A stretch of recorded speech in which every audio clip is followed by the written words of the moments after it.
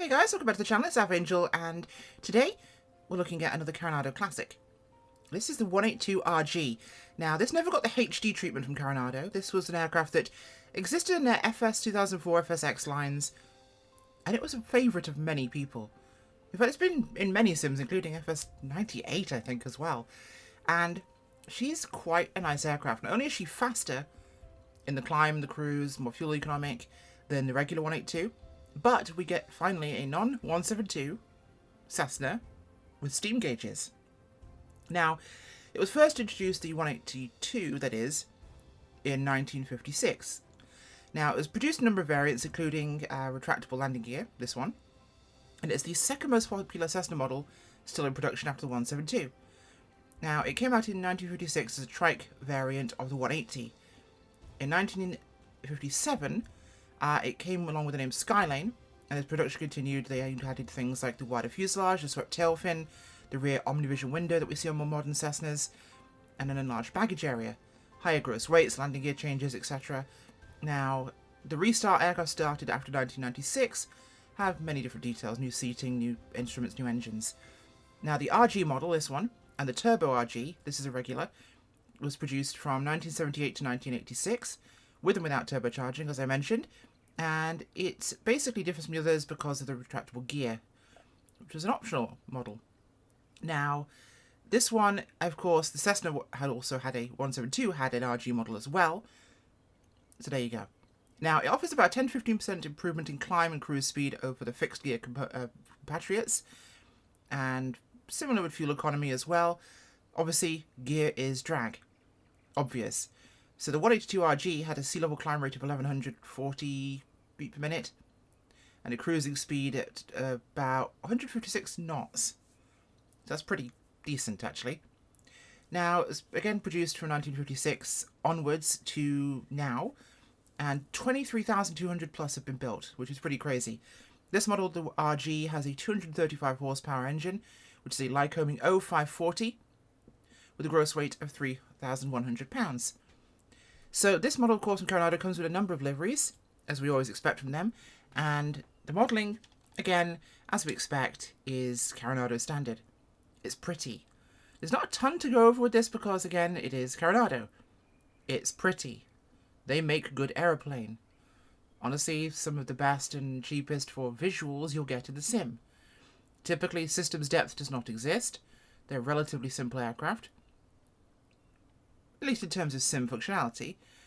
But if you like the modelling and prettiness and interesting factors like that, you'll definitely get your money's worth with a Carenado plane. Obviously, we have a two-bladed prop on this model. Nice detailed interior and exterior, and look at that. Steam gauges, yes please. And, most importantly, our own pilots. Thank you for making this change, Carenado. It's a big thing to people like me who actually like using our own pilot model in the sim rather than Grumpy and Grumpy Jr. Although RIP Grumpy and Grumpy Jr., they'll be missed. Interior is much improved over the original one we had from them years and years ago. Obviously, it's still a older looking aircraft, which is nice to see Carenado bringing out a newer model that is an older interior. Not only is it steam gauges, but this thing looks well loved. It looks like it's come from the 70s or 80s, which is really nice. I do actually really like this about it. Obviously, doors can be opened with the usual latches. The windows can be opened. We have our sun visors, which are positionable, as you would wish to. Cabin vents there. Oh, got a blast of sunlight there as we open that one. So we've got our lights up here. We'll turn those on in a second, but we'll turn the lighting on in general.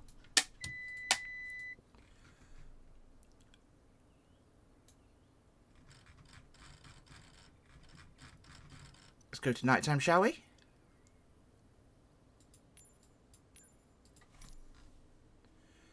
Pretty reasonable night lighting. It's Carenado, it's an older model, Cessna. It's pretty similar to what they do. It's not a lot, but it's decent. That's our panel lighting. We can turn on natural flood lighting there. So be just a little hint. It works nicely. Let's go back to daytime. All the better for reviewing an aircraft in. So we'll turn those all the way down. And we'll turn these off. Not a ton of splash from those, admittedly. Now, of course, we can switch out for the bigger Garmin units if we want to. The 750. And, of course, we have the PMS model. Both options available. How do I turn you off? System failure. I don't... GPWS. What? System failure. Okay, turning it off is a little more complicated, but there you go. So we have cold, dark, ready for takeoff, and ready for taxi options, of course. All set up there as usual. I can't work out how to turn the regular radio on. That's awkward. Oh, right. Once it's activated, it's not possible to deactivate it. You have to restart the sim. Oh, well. Not a big deal.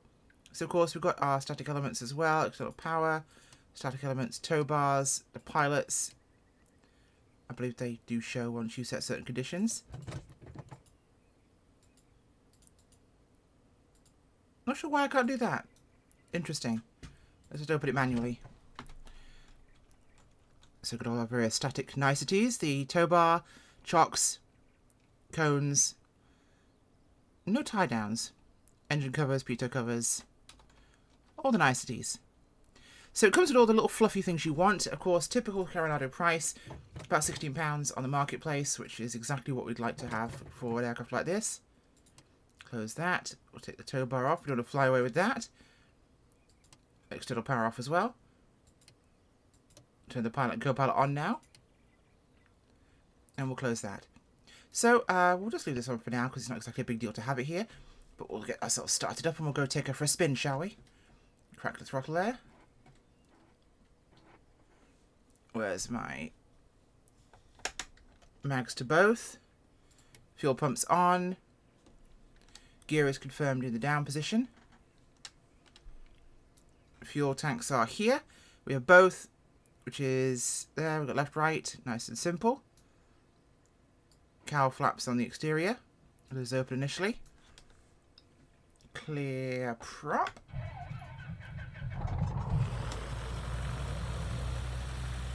Loud, but we have got the windows open, which will always make a difference, and we can close that off. Wonderful. Okay, so flaps one notch for takeoff. We'll go with that. We'll pull the throttle back here. So ground handling, we'll turn our head on there. We're here at Bella Coola in British Columbia, of course. My favourite little spot. There we go, turn the landing lights off. We don't need those. Ground handling's very easy. It's very kind of, unlike a lot of these Cessnas with a fixed gear, the nose sits a bit lower on this model. In fact, you generally sit a bit lower on this model than you do in the fixed gear models, making ground handling visibility rather easy. Side visibility is obviously a little limited because of your seating position with the wing there, but it's not the end of the world, you can still see.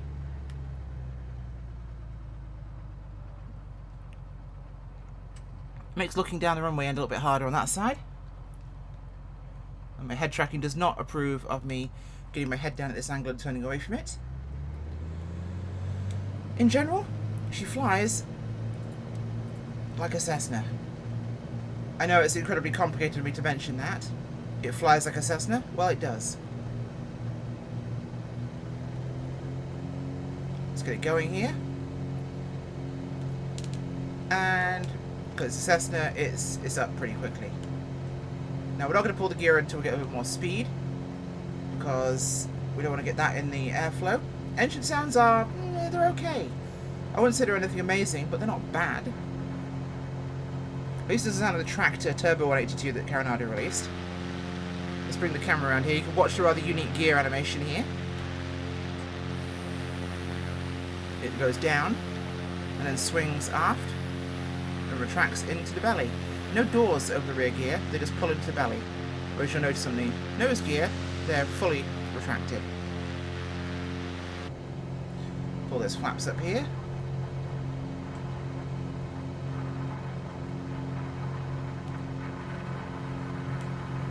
I wonder. Huh. That's an interesting new change for Carenado. When you open the air vents, you can actually hear the air coming through the air vent. That's different. I've not heard that happen before in the sim, where the air vent makes a noise. Interesting that I'm not allowed to open the windows in flight, which you can totally do. Carenado, really? You could open these side windows in flight perfectly happily. Hell, you could open the doors in flight. Which I can do, apparently. But I can't open the windows. The more you know, right? Pull that power back here. Let's go with that. And she's already pretty quick. We're really rocketing along already. So this is not a particularly upset aircraft. We're doing 138 knots indicated right now. And we're only just really out of cruise. Or out of takeoff, I should say. Let's get it brought around here. Nice and easy. Very stable, steady aircraft to fly. No real complaints or misbehaviors. Obviously you'll notice I've got the TDS GTN 750 Ti here. Or NXI, sorry. Which is giving me our glide radius. And it's going to be indicating based on terrain there. You can see that blue line. That's where I can get to if I need to in an emergency. Where the aircraft will glide to. There's Bella Cooler over there. Just pull the power back here and slow down. Which is quite quick. But unlike a lot of other aircraft, it is, of course, quite draggy, which is useful. Now, obviously, in terms of avionics, we've got our radios, we've got transponder, we have our ADF, and we also have an autopilot, which is the cap unit here. All functions exactly as one would expect. The standard avionics are 430, 530, which, of course, we all know how to use those. It'll work in title ones. Otherwise, I really enjoy flying an aircraft that has the steam gauges in it. That's a Cessna. We don't get enough of them. Everyone's putting glass and everything now.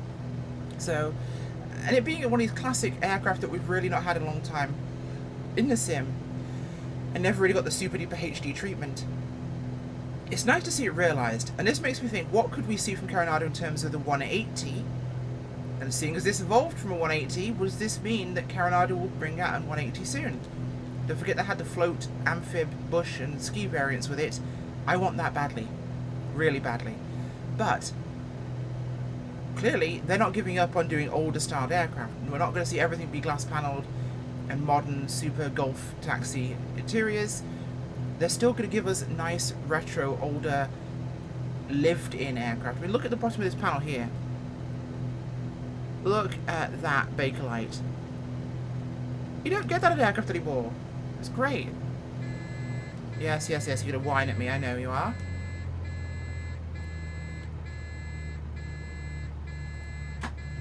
Gear coming down. I'll shut it up at least. Give it a notch of flaps as we hit speeds here. Just to keep our nose up a little bit. Give it a little bit of trim, a little bit of throttle here. Just to balance this out and stabilise at a slower speed.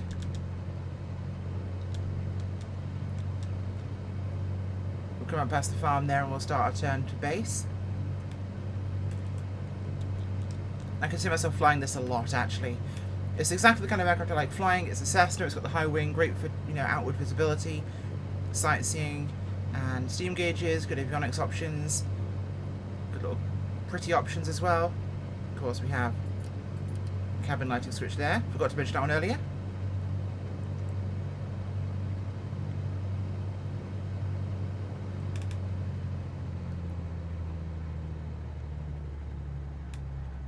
Bring around here. Another notch on the flaps.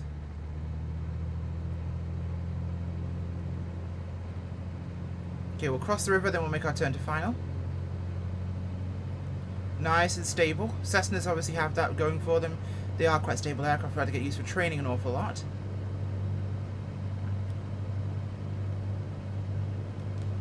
Quite a nose high attitude right now. The Cessna tendency. Airspeed's good here, short of 80 knots. Back to idle, turning to final. We'll let that nose settle down a bit here as we're going to start descending.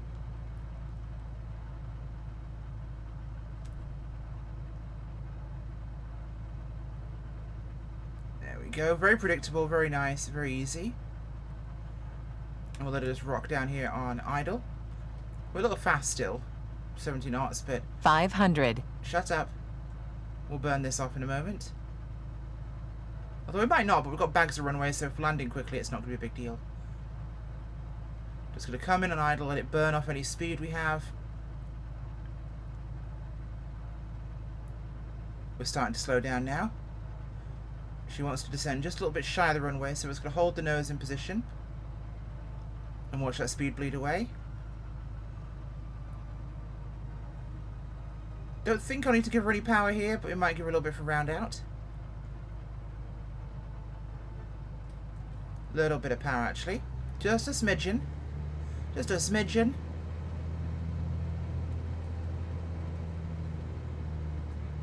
There's the threshold.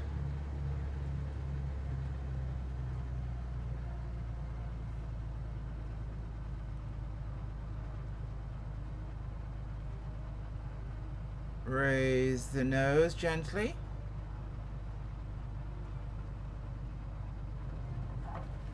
Kiss that runway.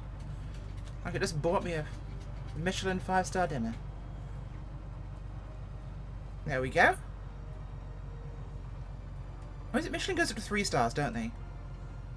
Oh yeah. No, it's hotels and then it's Michelin stars, different things.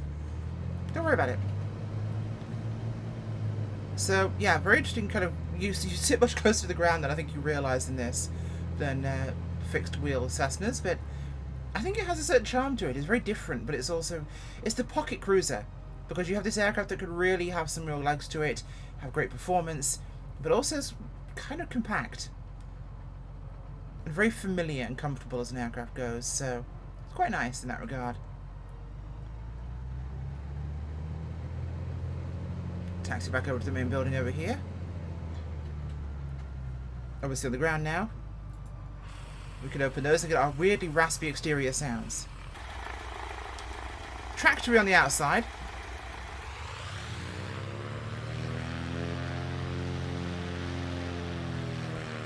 But not on 182-ish. They can be kind of tractory. The bigger Lycoming engines do have that kind of tractory engine sound to them. Especially with twin blade props. But it doesn't sound like the kind of Massey Ferguson effect we got from the Turbo 182 at the start of the sim. Surprised it's taken this long to see another 182, but I'm glad we have. I like it. I think it's a great add-on. I think it's well made. I think it's nice to see some difference of features, and I really like seeing how bouncy that suspension is actually. Makes a big difference, I think, for me. Well, there we go, folks. Carenado's 182RG. I think it's a good purchase, to be fair. I think even if you're not a huge fan of regular Carenados, we're not going to likely see another 182RG in the sim. And it isn't done badly. So, your choice. Thanks for watching. Bye.